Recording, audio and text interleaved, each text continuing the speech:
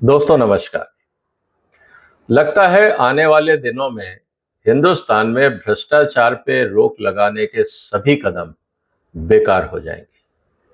मैंने 15 अगस्त हमारे स्वतंत्रता दिवस के दिन मैंने एक वीडियो बनाया था, आप जाके देख सकते हैं कि भ्रष्टाचारियों और अपराधियों के लिए अच्छे दिन आने वाले हैं, क्योंकि जिस तरह से सुप्रीम कोर्ट के जजमेंट आ रहे हैं, मुझे नहीं लगता हिंदुस्तान में कोई भी भ्रष्टाचारी कभी भी सजा पा पाएगा। इसीलिए ये समझना बहुत जरूरी है कि किस तरह से जो घटनाक्रम हो रहा है उससे आने वाले दिनों में भारत में भ्रष्टाचार बढ़ेगा। जो लोग बिजनेस में हैं, जो लोग सरकारी डिपार्टमेंट से डील करते हैं, उनको पूरी तरह से पता है कि कौन कौन से डिपार्टमेंट में क्या क्या भ्रष्टाचार होता है। प्रधानमंत्री जी बोलते रहे कि हमने भ्रष्टाचार को काबू किया है, लेकिन जमीनी हकीकत यह है कि भ्रष्टाचार बढ़ गया है और कई गुना बढ़ गया है। और उसके बाद जब सुप्रीम कोर्ट से ये आदेश आता है कि आप भ्रष्टाचारियों को छोड़ दें, क्योंकि आप उनकी ट्रायल में भी कई साल लगाएंगे, आपके पास जो एविडेंस है हम उनको नहीं मानते, तो फिर भ्रष्टाचारियों को और क्या चाहिए? अपराध करिए, कोर्ट केस होगा, हो सकता है महीने 2 महीने 4 महीने की आपको जेल हो जाएगी। अल्टीमेटली जब आपने भ्रष्टाचार से इतना पैसा कमा ही लिया तो आप बड़े से बड़े वकील भी रख पाएंगे, वो सुप्रीम कोर्ट में खड़े होकर आपकी पैरवी भी कर लेंगे। और सीधी सी बात है, 3 आधार हैं आपकी बेल के। पहला कि साहब हमसे इन्होंने पूछताछ करी, पूछताछ कंप्लीट हो गई, तो अब हमें जेल में क्यों रखा हुआ है, पहला आधार। दूसरा, हमने अपनी तरफ से सारी जानकारी दे दी, अभी ये मुकदमा चलेगा और जब तक ये मुकदमा चलेगा तब तक क्या जेल में रहना जरूरी है? और आपको पता है हिंदुस्तान की अदालतों में जब मुकदमे चलते हैं तो वो 1-2 महीने नहीं, कई सालों चलते हैं। तो क्या आप कई सालों एक भ्रष्टाचारी को जेल में रखेंगे? ऐसा हो नहीं सकता। मान लीजिए कि भ्रष्टाचारी के खिलाफ इन्वेस्टिगेटिंग एजेंसीज को अगर एविडेंस मिल ही गया, और एविडेंस तो 2 ही तरह के होंगे, या तो आपके पास डिजिटल एविडेंस होंगे या आपके पास उन लोगों के एविडेंस होंगे जो इस पूरे घटनाक्रम के आसपास होंगे या उसमें शामिल होंगे। जो लोग शामिल होंगे, अगर वो ये कहते हैं मेरे अलावा किसी और व्यक्ति ने भी पैसा लिया है और वो जेल में है या गिरफ्त में है, तो सुप्रीम कोर्ट का ये कहना है कि आप एक अपराधी की बात को कैसे भरोसा कर सकते हैं, वो तो किसी को भी फंसा देगा, पहली बात। दूसरी बात कि साहब आज जितनी ट्रांजैक्शंस होती है सब डिजिटल होती है। मान लीजिए मैंने रिश्वत का पैसा क्रिप्टो करेंसी में डाल दिया और मेरे आईफोन पे मैंने उसको अकाउंट को सेव करके पासवर्ड लगा दिया। आईफोन कंपनी आपका साथ नहीं देगी, मैं पासवर्ड दूंगा नहीं, आप जबरदस्ती मेरे से ले नहीं सकते, आप आईफोन खोल नहीं सकते, तो आपको एविडेंस नहीं मिलेगा। और जो मैंने नेगोशिएशन फोन पे किया और उसके मैंने व्हाट्सएप या चैट्स डिलीट कर दिए, तो कोर्ट का ये कहना है कि साहब ईमेल मैसेजेस या चैट्स तो लोग डिलीट करते रहते हैं, इसमें कौन सी बड़ी बात। कुल मिला के स्थिति है दोस्तों कि आप अगर भ्रष्टाचारी हैं या आप किसी भ्रष्टाचारी को जानते हैं तो आप कोई परेशानी ना रखें, क्योंकि जिस तरह से आर्ग्यूमेंट्स चल रहे हैं और जिस आधार पे बेल दी जा रही है, मुझे नहीं लगता जो भारत में वस्तु स्थिति है इस समय भ्रष्टाचार की, उस पे कहीं कोई लगाम लगने वाली। ये बात तो बहुत क्लियर हो गई। अब 3 आधार हैं भ्रष्टाचार के आरोपी को जेल से रिहा करने के। पहली बात, क्या वो देश से फरार हो जाएगा? भाई उसको क्या जरूरत है फरार होने की? उसने 100 करोड़ रुपए कमा लिए, वो अपने देश में आराम से शानो शौकत से रहेगा, क्यों विदेश में जाके रहेगा? जब उसको पता है कि यहाँ ही उसका कोई कुछ नहीं बिगाड़ सकता और हमारे समाज में आपको बड़ा घर और बड़ी गाड़ी मिल जाती है, आप सूट टाई कोट पहन के अगर महफिलों में पहुंच जाते हैं, लोग आपके सादरकार के लिए तैयार हैं, आपका स्वागत होगा, तो आप क्यों छोड़ के जाएंगे? विदेश में तो आपको कोई जानता नहीं, आपको हर बार इंट्रोड्यूस करना होगा।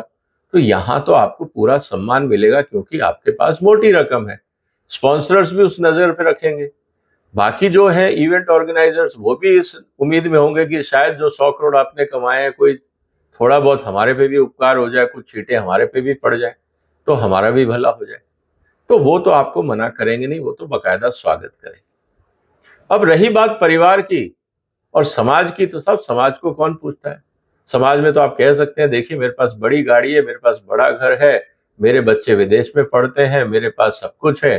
परिवार के अंदर या दोस्तों के अंदर छुटपुट घटनाएं अगर होती हैं तो क्या फर्क पड़ता है? वो आपके बारे में अगर बात करते हैं तो क्या फर्क पड़ता है? हजारों लोग हैं भ्रष्ट, उनके बारे में कोई टाइम वेस्ट नहीं कर रहा, तो आपके लिए कौन करेगा? तो थोड़े समय बाद वो भ्रष्टाचार जो है वो शिष्टाचार का अंग बन जाएगा, आपको कोई तंग करने वाला नहीं। और रही बात कि साहब बच्चों के कैरियर का क्या होगा, कोई इंटरव्यू में नहीं पूछा जाता कि आपके पिताजी भ्रष्टाचारी थे या नहीं, तो आप क्यों परेशान हैं? रही बात रिश्ते की कि साहब रिश्तेदारी बनाएंगे हम, क्या वो भ्रष्टाचारियों का घर है? उसका भी टेंशन मत लो। जो रिश्ता करेगा उसको पता है कि इस घर में मोटा पैसा है, बेटी खुश रहेगी, पैसे की कमी नहीं है, और क्या चाहिए लाइफ में, शानो शौकत पूरी है। और जहां तक बात है बेटे की, उसको कौन सा हमेशा वहां रहना है? वो अपनी नौकरी करेगा या कहीं और करेगा, शादी करके वो अपना घर बसा लेगा, और पिताजी उसको घर और घोड़ा गाड़ी जो उसको चाहिए दे देंगे, तो क्या फर्क पड़ने वाला है? तो कुल मिला के स्थिति यह है दोस्तों कि हिंदुस्तान में जिस तरह से निर्णय आ रहे हैं, मुझे नहीं लगता कि भ्रष्टाचारियों को कोई चिंता की बात है। अब आते हैं कुछ खास लीगल मुद्दों को लेकर। पहली बात, क्या डिजिटल डॉक्यूमेंटेशन में मान लीजिए मैंने अपने मोबाइल फोन से डेटा हटा दिया, क्या ये मेरे खिलाफ एविडेंस होगा या मेरे फेवर में एविडेंस होगा? दोस्तों पूरी दुनिया में, पता नहीं सुप्रीम कोर्ट का लॉजिक क्या है भारत में, लेकिन पूरी दुनिया में अगर आप डिजिटल रिकॉर्ड मिटाते हो या डिजिटल एविडेंस के साथ छेड़खानी करते हो, तो जिसने की वो उसके खिलाफ एविडेंस माना जाता है।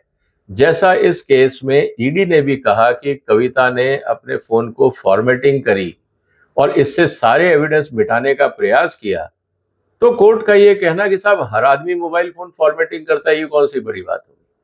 आपने कहा जी इन्होंने मैसेजेस मिटा दिए, तो उनका जी क्या बड़ी बात होगी, लोग मैसेज मिटाते रहते हैं।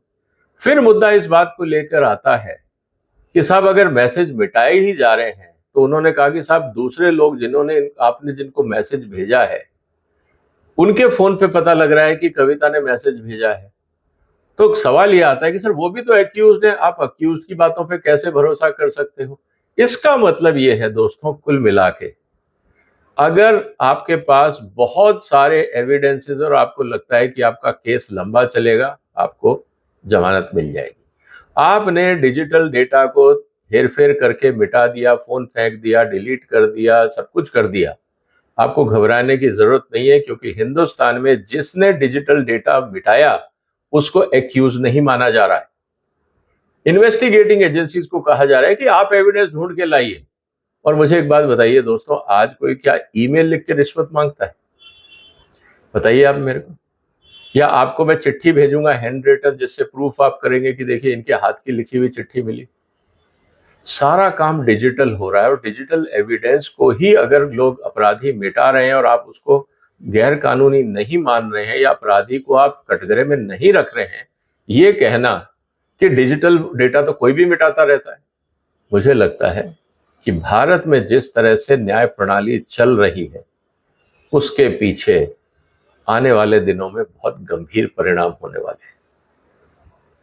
इस बात को हमें समझना होगा कि बदलती हुई दुनिया में हमारे यहाँ जो लीगल सिस्टम है उसकी मानसिकता नहीं बदली, और इसी का फायदा अपराधी उठाते हैं और उठाएंगे। तो दोस्तों अगर आप ये उम्मीद कर रहे हैं कि भारत में आने वाले दिनों में भ्रष्टाचार कम होगा, तो ये आपका एक इल्यूजन हो सकता है, गलतफहमी हो सकती है।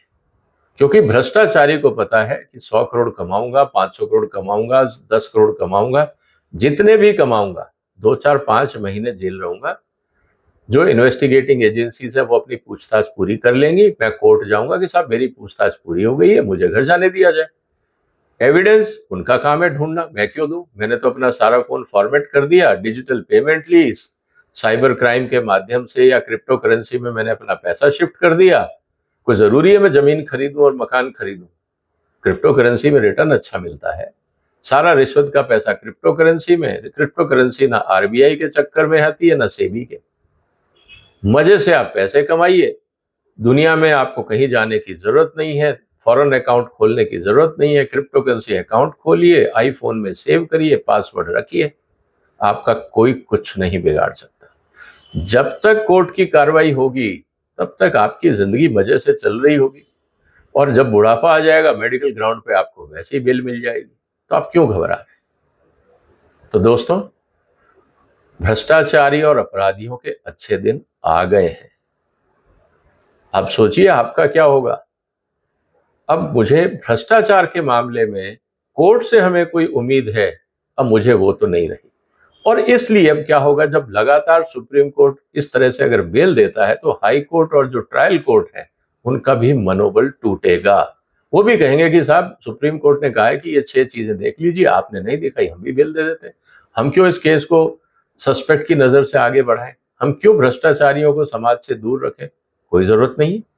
जब बड़े भाई इजाजत दे रहे हैं तो छोटे भाई को प्रॉब्लम क्या है? इस बात को समझना होगा। आपका क्या कहना है दोस्तों? क्या हिंदुस्तान से भ्रष्टाचार हटेगा या बढ़ेगा? आपके जो भी विचार हो कमेंट बॉक्स में लिखिए। फिर मुलाकात होगी एक और महत्वपूर्ण मुद्दे के साथ। तब तक आप चाहें तो इस वीडियो को शेयर भी कर सकते हैं। फिलहाल अब अपना ध्यान रखिएगा। वंदे मातरम।